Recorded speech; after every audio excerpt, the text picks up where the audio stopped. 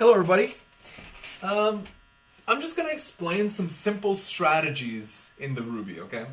So like, in my experience seeing people play, what they tend to like to do, okay?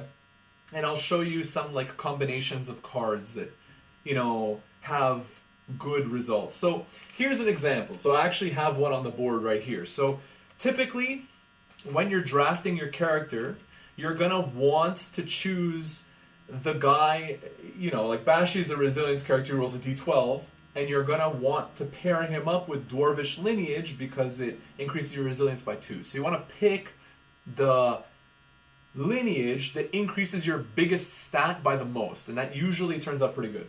If you ever get these permanent bonuses that increase your main stat, like Iron Stomach increases your resilience rolls by 2, that's really good.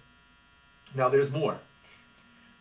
There's a bunch of cards that like increase your damage, and stacking a bunch of them all together has great results. So for example, here's a card that says Great Club of Bashing. When you deal damage, increase it by 5 damage per level, okay?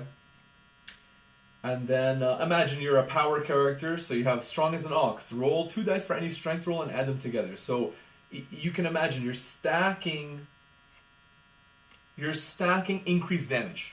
Smack that. Add +1 per level to any player's damage roll. So imagine, you attack, let's say you're playing Light, okay, and Light has all these together. So you attack once, you use Strong as an Ox to roll 2 d12s instead, then you increase your damage with Great Club of Bashing, then you increase your damage with Smack that, so you're doing like 1,000,000 damage, okay? So this is a typical combination. People really like doing this.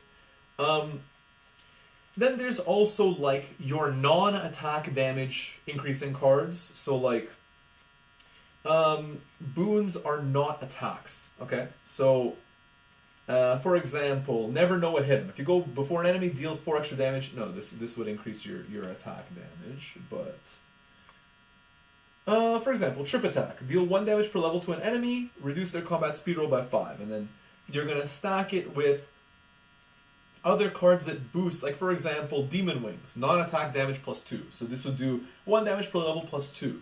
So you can imagine, you stack all of these type cards, and it does increase damage. There's also cards that deal damage to multiple characters all at once. And these cards like Demon Wings are incredible if you do that. Because if you hit, let's say, 4 enemies, and you get a bonus on all of that, it's like 4 times 4, or 2 times 4. Like you're doing 8 extra damage and stuff like that. So that's something to consider as well. There's also these exchange cards that players like to take. So Negotiator, for example, 2 players exchange a boon card.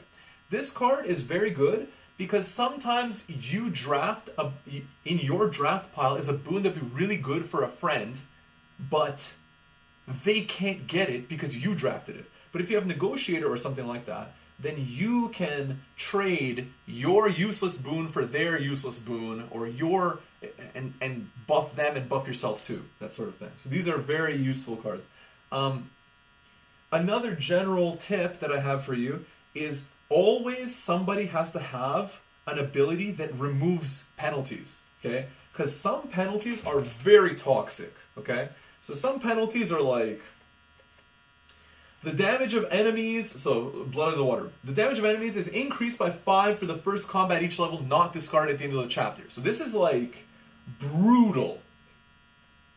So if you don't have something to remove penalties, you're gonna suffer because some penalties are permanent. So you have to have somebody remove penalties. So either have someone like Freddy Quick who discards penalties from a player, or there are some boons that allow you to either move penalties off of you onto the enemies, or discard penalties off of players, or I'm just searching for a card here that's an example, so you can see what I'm talking. Like Hexmaster, move a penalty from any player to an enemy. Like that's pretty good because sometimes the penalties are very debilitating, and if you put them on the enemies, it's really great. There's another boon called Refresh. Refresh, it flips up any boon so you can use it again. So some boons are like so strong, using it multiple times is really strong. Okay, so that's another suggestion. So, and of course, this goes without saying. You need to have a healer in the party. Somebody who either has healing abilities or healing boons past the red potions. Because the red potions can't keep up with the crazy damage the monsters are able to do eventually. Okay. And let me just show you an example. There's a lot. There's a bunch of different potions. Green potion, red potion. Here's green potion. Heal anybody for 20 HP. Or, you know. You could also stack. There's boons that avoid damage. So you avoid the negative effect of this. Avoid the negative effect of that. Dodge this. Dodge that. If you stack dodges, that's also pretty good. Okay. So these are some common strategies that I would suggest. Again, you just don't want to neglect the basics, right? Also, if you have a character, some characters like, for example, Master Blaster. Master Blaster deals 1 damage per level to each enemy. So if you have Master Blaster, who's good at dealing AoE damage, area of effect, you want to get those boons that increase your non-attack damage, right? So you can further increase the AoE damage you can do. So again, just think creatively how to buff yourself to best maximize the character that you have. Okay? That's my suggestion.